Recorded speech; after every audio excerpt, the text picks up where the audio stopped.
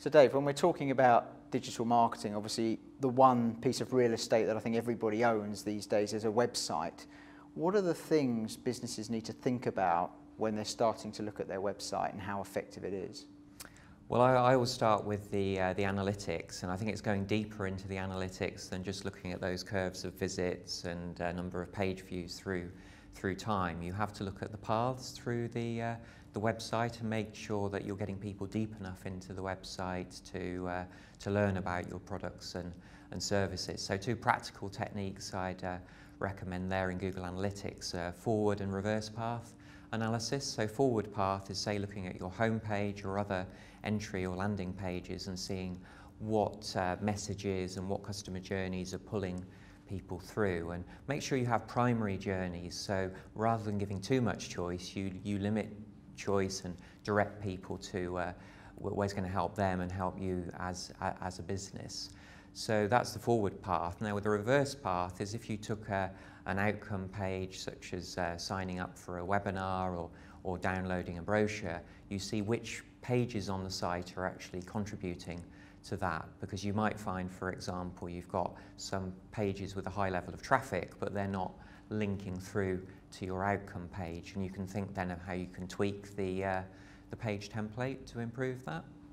And when we talk about landing pages, for example, the home page being an obvious one, but others as well, what are the characteristics for you that make a good landing page? What does someone start to have to think about with the landing page? Right. I'm laughing here because there are so many things, aren't there? But I think if we take the home page and we say it's a small business, so it's not a well-known brand, it is about the fundamentals of who you are, what we do, where we do it. And I think most people get those right, but the key one that's missing is what makes us different and what can we offer you online that our competitors can't. So there's a checklist of 4 there. Before we get on to the design, that's the content that should be available. And then what about the calls to action? Because of course one of the things is once a customer's landed on any landing page, whichever one it is, it's about what we want them to do next. How for you does that work, and have you seen it done well?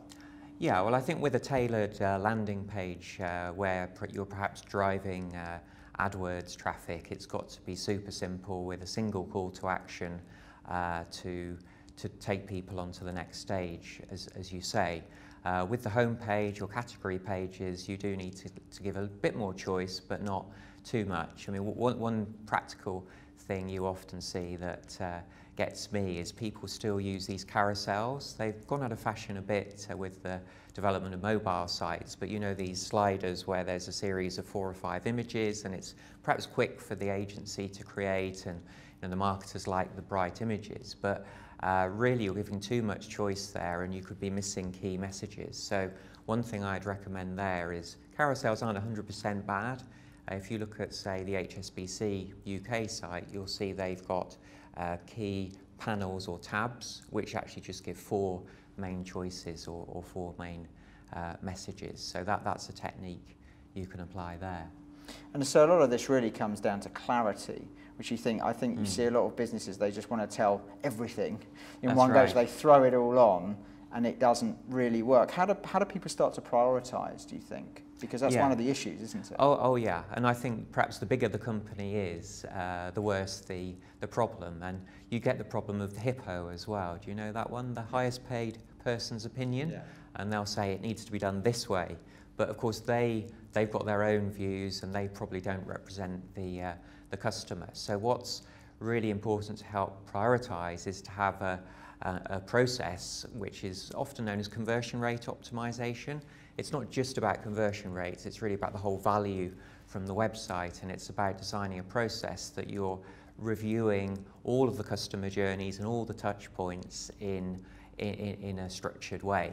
So what that might mean, at Smart Insights we talk about 90-day planning, and that will say, okay, well let's prioritise where we're going to have the biggest uplift. It might be the home page, it might be a deeper, for retailers it could be a product or category page because that's got a lot of footfall.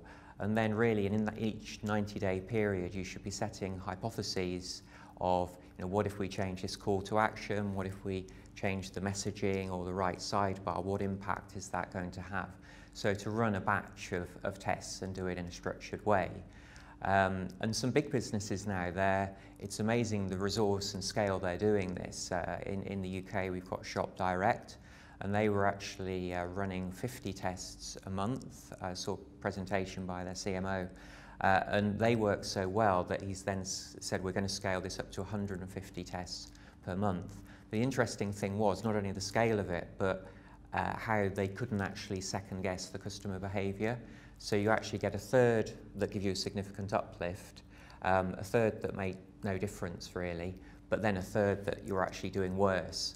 So that's why it's important to run so many tests and be quite creative with all the ideas. Often when we've worked on CRO, we like to think we know about marketing. We haven't seen that much uplift from small tweaks in terms of messaging or position of calls to action, but you get big boosts by big changes, not by meek tweaking, as it's sometimes called. So be bold,